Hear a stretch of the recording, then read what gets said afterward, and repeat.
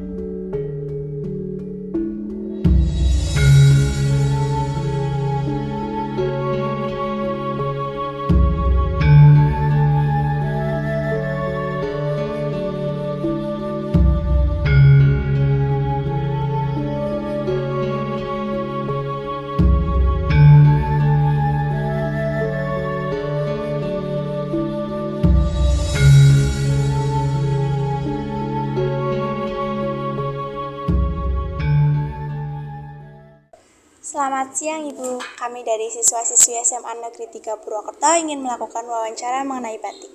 Perkenalkan, saya Melatul Helena Nurhidayat sebagai perwakilan dari kelompok Jagadita 1 dan 2. Sebelum saya memulai sesi wawancara, bolehkah Ibu memperkenalkan diri terlebih dahulu? Ya, terima kasih. Selamat siang juga. Assalamualaikum warahmatullahi wabarakatuh. Perkenalkan, nama saya Iing Susiningsih. Saya lagi memegang amanah dari teman-teman sebagai ketua KUP Primas. Jika boleh tahu, sejak kapan Ibu mendirikan usaha batik ini dan apa alasan Ibu mendirikan usaha batik ini? Kami berdiri pada tahun 2013,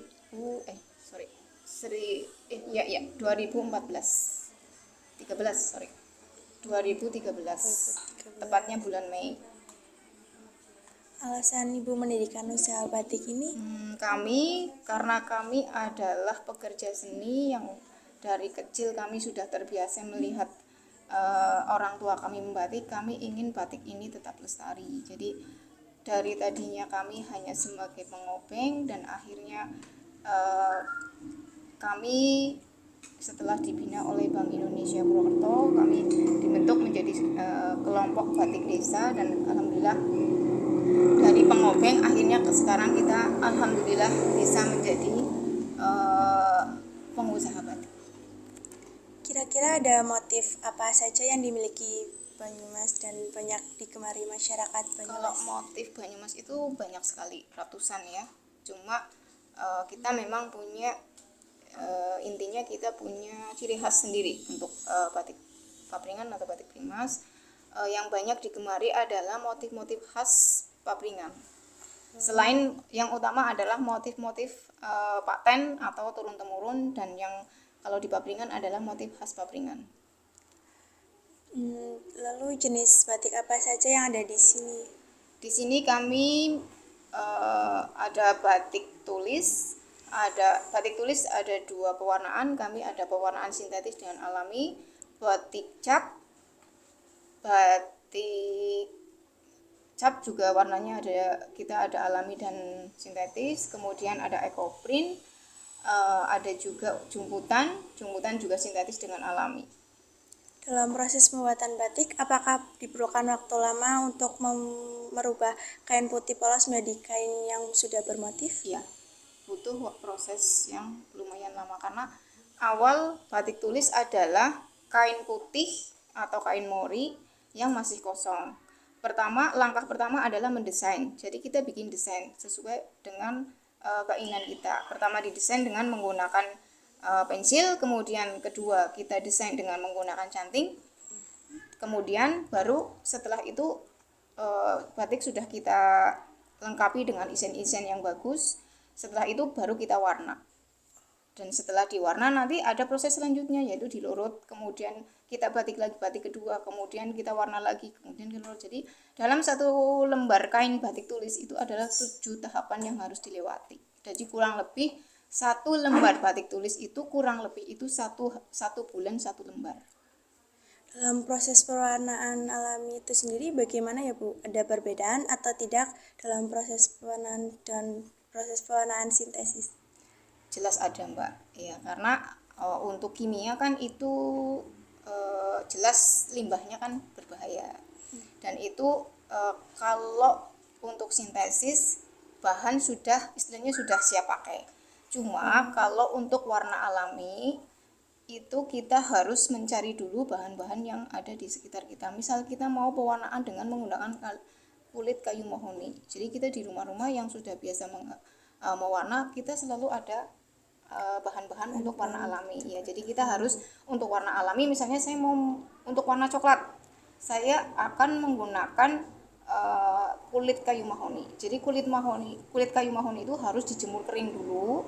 Setelah kering kita rebus 1 kilo kurang lebih, itu direbus selama 2 jam, kurang lebih 2 jam, itu sampai warna itu benar-benar kental.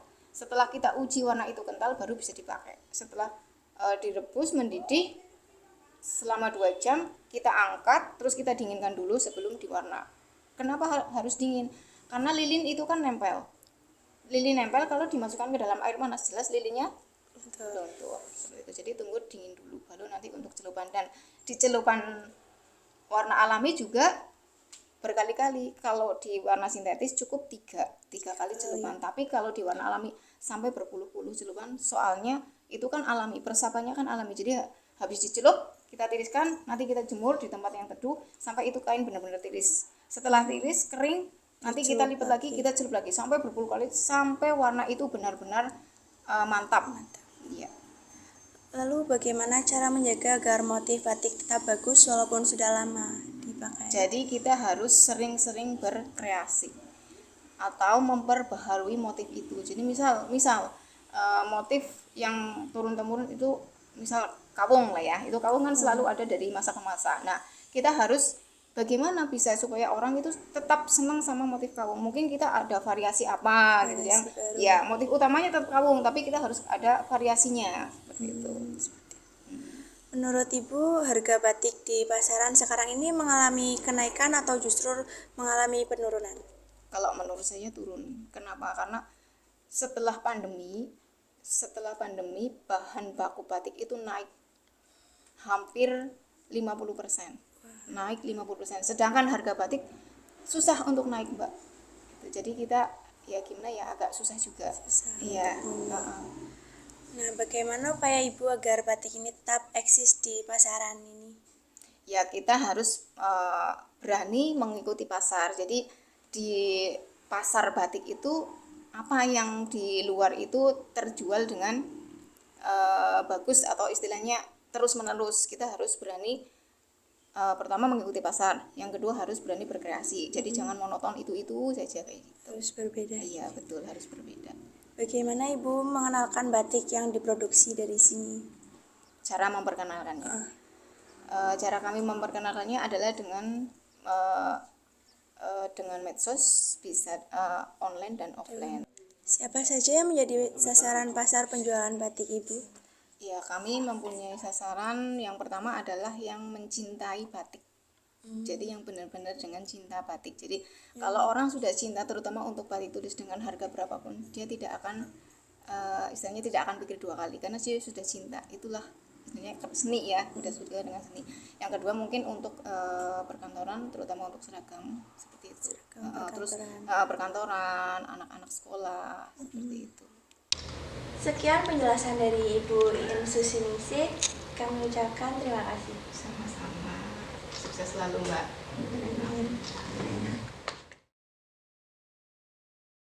Jadi gimana guys, seru kan? Yang pastinya seru dong. Untuk selanjutnya kita kemana nih? Kemana ya?